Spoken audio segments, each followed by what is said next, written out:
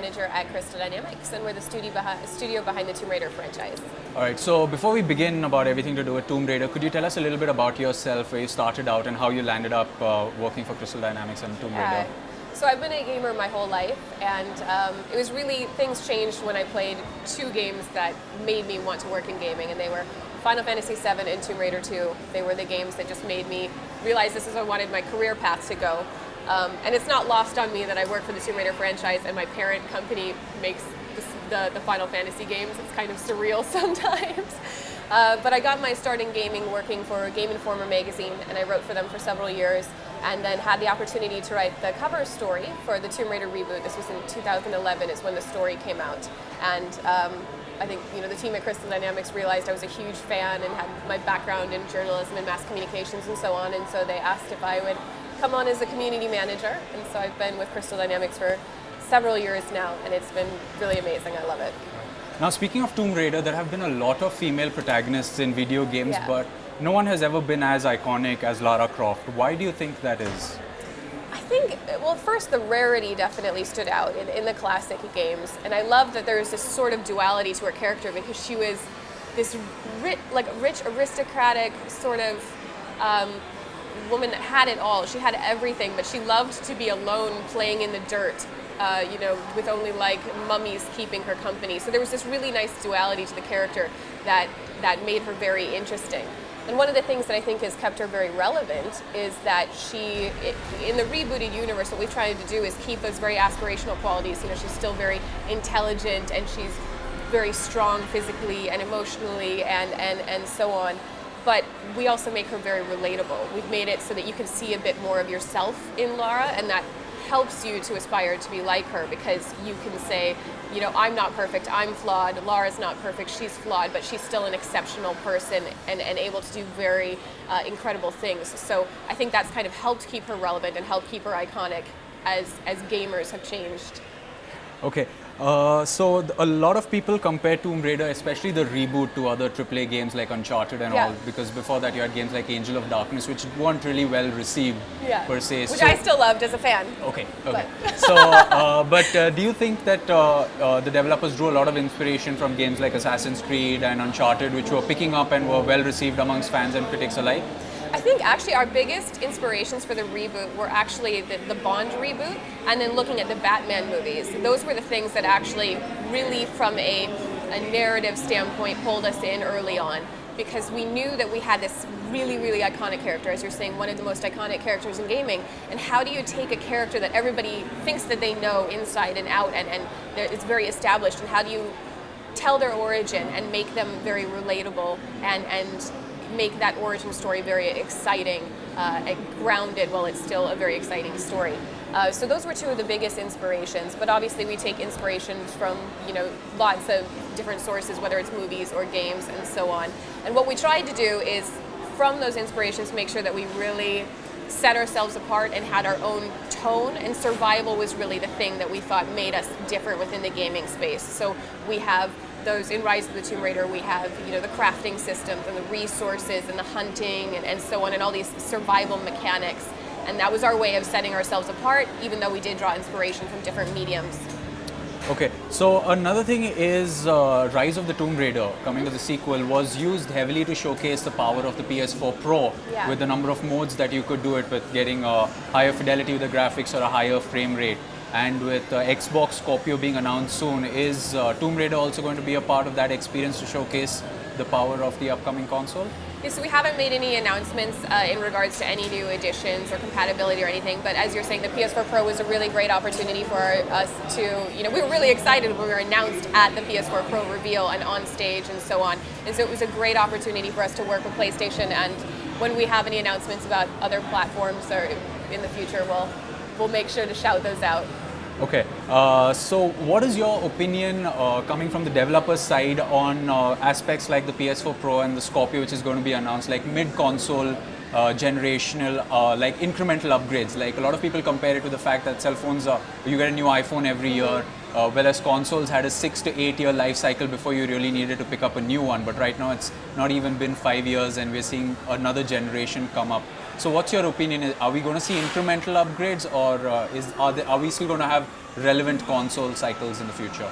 Yeah, I feel like that might be it's kind of a tough one. I feel like that might be more for our CTO or someone to answer, just because I don't want to speak for our tech officers at the studio. What we can say is we're obviously excited and very supportive to working with these partners and kind of push the technology and to see how we can push our games alongside the technology. But I don't think I want to forecast out just to be safe, since that's not quite my wheelhouse. Okay. So again, will we see the Tomb Raider franchise on the upcoming Nintendo Switch? That's a great question. It's another one that we haven't made any announcements yet. Right.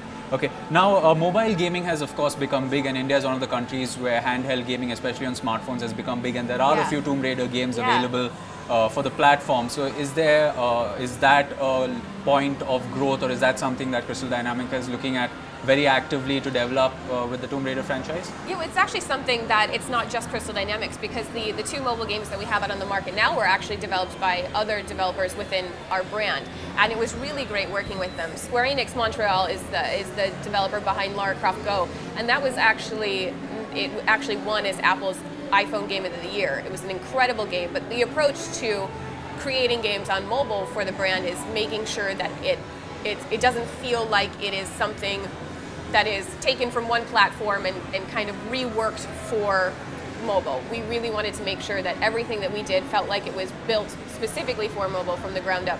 And what I love about Lara Croft Go in particular, and Lara Croft Rollick Run is also similar, but it's, Lara Croft Go is one swipe. To control it, all you do is swipe and tap. And it's a very intuitive, great game that is broken into bite-sized bits, so you can play a level and then pause and come back later and so on. It's perfect for mobile, but if it had been something that had been designed for consoles and then ported over, it wouldn't have that same level. Fluidity. Yeah, fluidity, exactly. And so I think that that's something that we're very open to. If it makes sense, we're definitely open to having those experiences on mobile. And Relic Run and Lara Croft Go were just great examples of the team successfully finding ways to bring the Lara universe specifically to mobile. All right, okay. So VR, of course, is the next platform that everyone's talking about, and PlayStation VR, of course, is expected to launch in India soon, but we have seen the HTC Vive, the Oculus Rift. Will we ever see a Lara Croft experience that is going to be in VR, or are there any plans for the VR future? Yeah, so we actually did have, for the PSVR, Rise of the Tomb Raider 20-year celebration for the first time had compatibility with PSVR. It was really exciting. It was our first step as a studio into VR. So we looked at it and we said, what would be good content to explore this?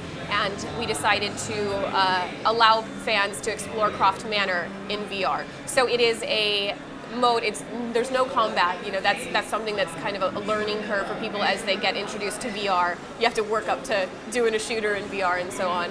And so you can explore Croft Manor looking through Lara's eyes.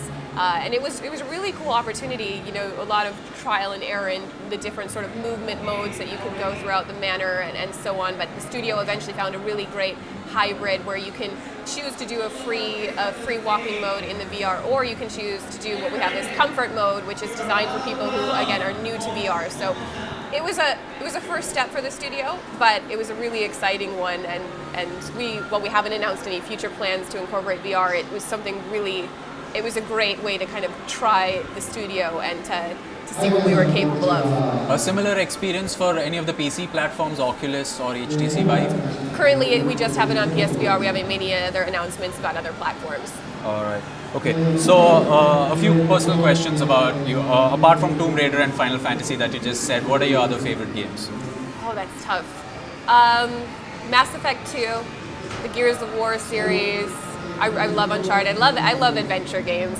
So yeah, those are definitely some of my favorite. Life is Strange was excellent. I love all sorts of games. So the first game you ever played, the one that drew you into gaming. Well, the ones that drew me in were, again, the Final Fantasy VII, Tomb Raider 2. My earliest memories were going to be, Mario Brothers and track and field. Do you remember that for NES? No, it had this pad that you could run on, and it would make your character, this is on the Nintendo, it could make your character run, and then when you jumped, the character would jump. It was basically Olympics. And I just have this really early memory of my brothers and I, we would cheat, and we would not run. We'd take our hands, and we'd slam our hands on the pad to make ourselves go even faster. And that is one of my earliest gaming memories. But it always made me laugh. I thought that was such a cool, for the time, it felt so advanced that you were using your feet as inputs to the game. It was neat. In the past couple of years, we've seen a lot of indie games get a lot of popularity, but that really wasn't the case a few years ago, during the era of the PS3 and the Xbox 360. But lately, you have a lot of indie games that are getting a lot of mass appeal. Rocket League is the best example of being an online game and a simple game that's getting a lot. So, do you think that the future of indie games is getting brighter as compared to AAA games? Are AAA developers going to look at smaller indie games? Cuphead, for example, is an upcoming Xbox One game which is exclusive to them. It's an indie game getting support from Microsoft. So do you think AAA games are going to now slowly become these 5 games a year, 10 games a year kind of thing, and we're going to see more indie games coming? I think that indie games will definitely continue to grow and prosper, and I think that's fantastic. I don't necessarily think it's going to be the expense of AAA games. I think that they can live side by side. But as a gamer, I love the ability to download and play these bite-sized games. I have 4 hours tonight. I want to play this complete experience. What do I want to play? So games like Limbo and so on. I love that indie developers and these small studios all around the world can use free, they can use free platforms like Unity and so on, and they can develop games and share them with the world. And it's really wonderful to see that growing. And I think it also opens a lot of opportunities in places where there isn't traditionally a game industry. So it's great to see, and I do hope that continues as both someone working in the industry and as someone who wants to keep consuming these great indie titles.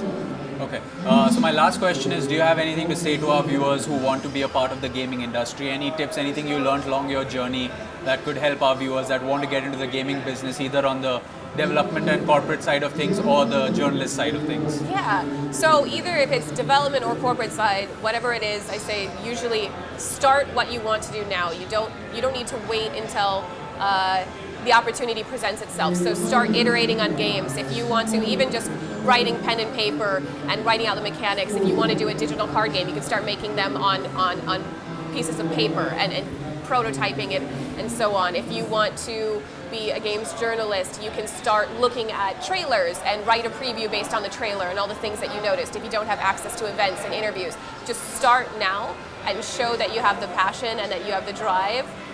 And that will take you, I think, really far. If you just wait for the perfect opportunity instead of forging your opportunities, you can take longer. But if you make your own opportunities, then you've got a leg up over other people. So. All right, great. Is there anything else that you'd like to talk about that I may have missed out in my questions? I guess just that last year was the 20-year anniversary of Tomb Raider, which is why we released Rise of the Tomb Raider 20-year celebration, and it's out now. We're really excited. We hope that fans enjoyed it and they felt like it was a great nostalgic throwback that fit within the modern Reboot universe.